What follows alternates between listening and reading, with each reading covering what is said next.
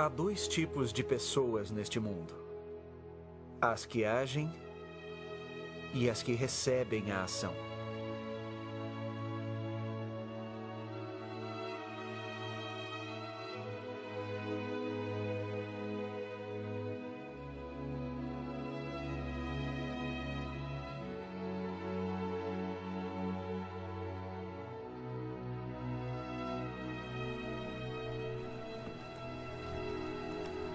Meu pai, John Rowe Moyle, um lapidador, era uma pessoa que sempre agia. Ele e minha mãe, Philippa, se converteram por meio de um cartaz escrito por um inimigo da igreja. Ao lê-lo, meu pai ficou tão curioso que decidiu investigar mais sobre o assunto. Mas tenha certeza que tais acusações são falsas. Eu presto testemunho de que Eles Deus... aceitaram o batismo naquela mesma noite que foram ensinados sobre o Evangelho. No dia 11 de abril de 1856, a família partiu de Plymouth, Inglaterra, ao aceitarem o chamado para estabelecer Sião. Ao chegarem em Boston, viajaram de trem até a cidade de Iowa, onde meu pai esperava comprar um carroção para cruzar as planícies até Salt Lake. Porém, não havia mais carroções, então foi-lhes apresentada uma nova maneira de prosseguir a viagem.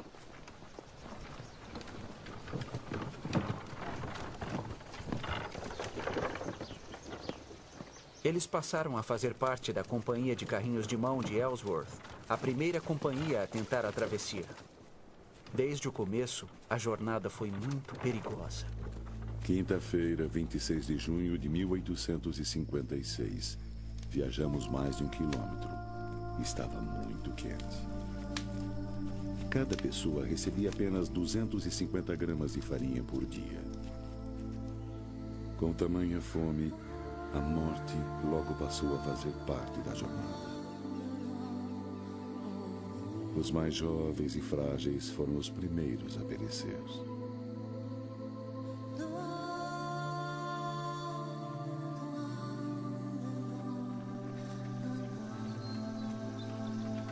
26 de julho de 1856.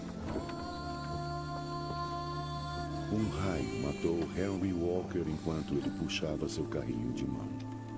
O corpo foi carregado por 3 quilômetros até o acampamento, onde foi enterrado. Suas palavras durante uma reunião de oração 2 ou 3 dias antes, ele dissera: preferia morrer segurando meu carrinho de mão, com os olhos fitos na direção de Sião, a desistir e acabar à beira da estrada.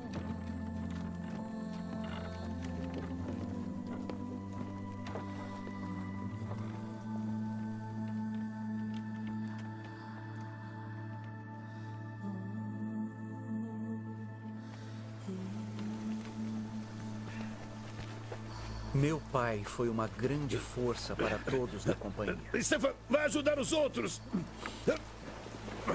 Ele se preocupava tanto em não ser um peso às outras pessoas que não deixava ninguém empurrar ou puxar seu carrinho.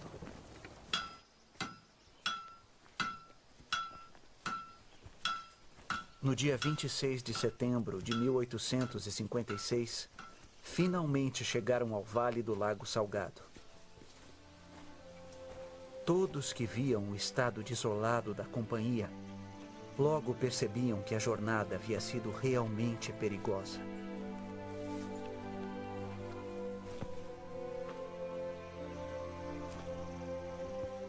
Ao todo, 16 pessoas da companhia haviam morrido. Um dos conselheiros de Brigham Young, Jedediah Grant, chorou ao ver as mãos de meu pai agarradas ao carrinho como garras de um pássaro.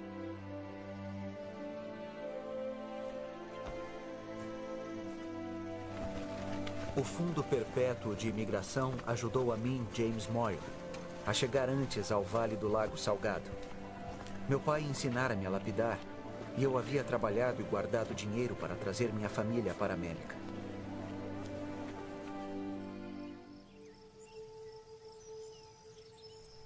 A vida em Sião fez bem ao meu pai. Ele logo recuperou-se e buscou um lugar para se estabelecer. Após orar sinceramente, escolheu uma terra de 65 hectares que, apesar de constantes ameaças de ataques de índios selvagens, pumas e ursos, mais tarde transformou-se na cidade de Alpine, Utah. Ah, não quero cobras perto da minha casa. Uma grande mudança estava prestes a acontecer na vida de meu pai quando o presidente Young chamou-o para trabalhar como lapidador no templo de Salt Lake. John, o terreno do templo fica a mais de 35 quilômetros daqui. Precisamos dos cavalos na fazenda. Como vai fazer para ir e voltar de lá? Você irá a pé? Casei-me muito bem, querida. Você é brilhante.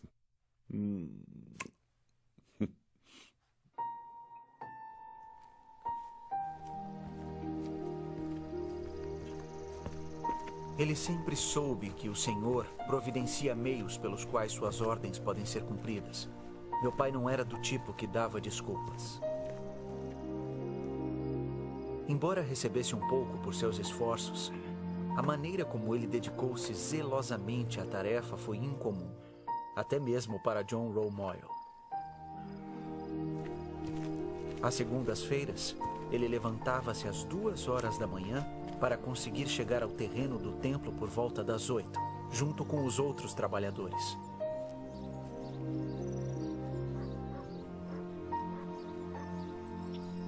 Eu era recém-casado e morava em Salt Lake.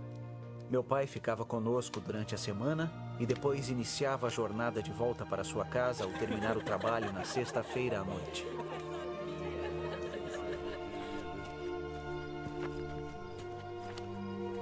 Ele chegava em casa por volta da meia-noite.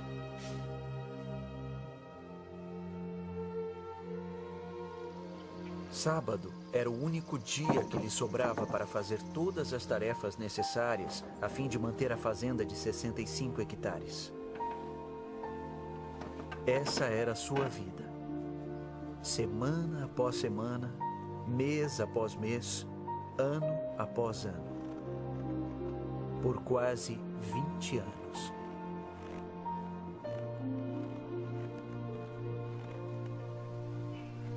Então, um dia, meu pai fez algo que iria mudar o resto de sua vida.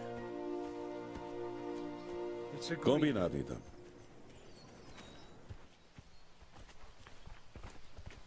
O nome dela era Velha Lindy e tinha vindo de um rebanho da ilha Antílope. Foi a primeira vaca que nossa família conseguiu comprar. Uma vaca que acabou ficando mais cara do que qualquer pessoa poderia imaginar. Meu pai estava trabalhando na linda escadaria circular do templo e voltou para casa mais cedo, a fim de ajudar a família nas tarefas domésticas.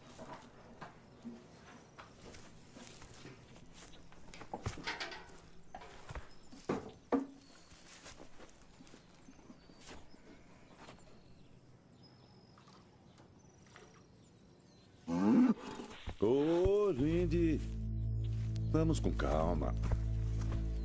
Talvez meu pai estivesse impaciente com ela. Ou talvez ela estivesse apenas de mau humor.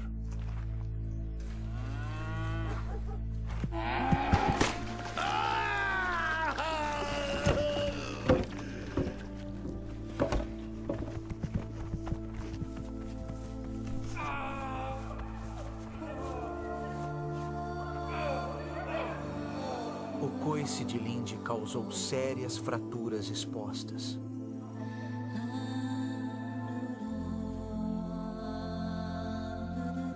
A única opção era a amputação.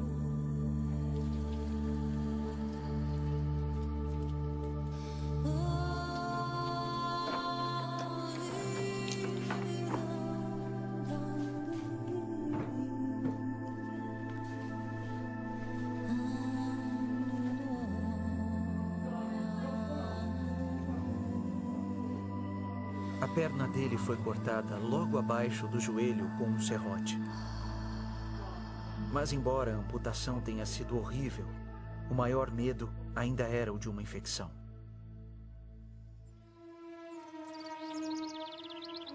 A primavera chegou, mas a infecção não. Quando a perna começou a melhorar, meu pai pegou um pedaço de madeira e fez uma perna que tinha um engenhoso tornozelo articulável. Então, fez uma pequena concha na madeira e forrou com um pedaço de couro. Fez algumas tiras para colocar em volta da cintura e manter a perna firme no lugar. Apesar da dor, quando ele conseguia, colocava a perna de madeira e caminhava pela casa.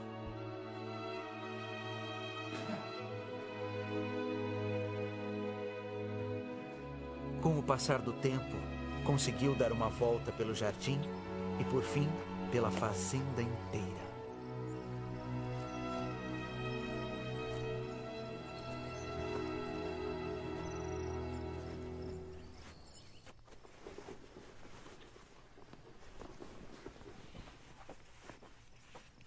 John, o que está fazendo? Estou arrumando a mala.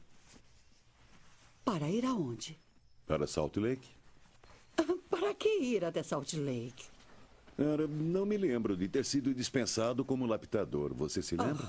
Querido, há muito trabalho a ser feito no reino aqui mesmo. Você é só um lapidador. Tenho certeza de que o senhor tem gente suficiente em Salt Lake para continuar seu trabalho. Mas o chamado é meu. Raramente os chamados são convenientes, não é mesmo?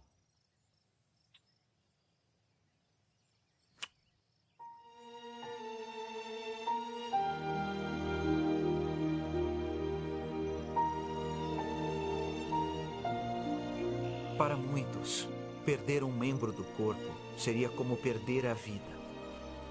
Mas não para John Romoyle. Para ele, enquanto conseguisse respirar, enfrentaria os obstáculos à sua frente.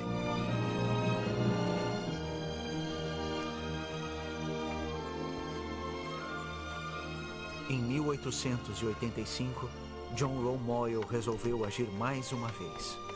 Ele foi mancando pelos 35 quilômetros até o templo de Salt Lake e, com 77 anos de idade, subiu em um andaime de 30 metros de altura para continuar seu trabalho como lapidador do templo. Há dois tipos de pessoas na Terra. Observei meu pai por muitos anos. Ele era do tipo que agia.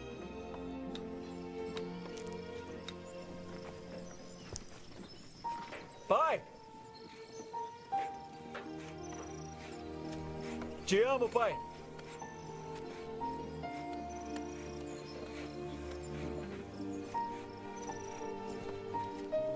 John Romoyle não chegou a ver o templo terminado. Faleceu em 1889, 4 anos antes de sua dedicação.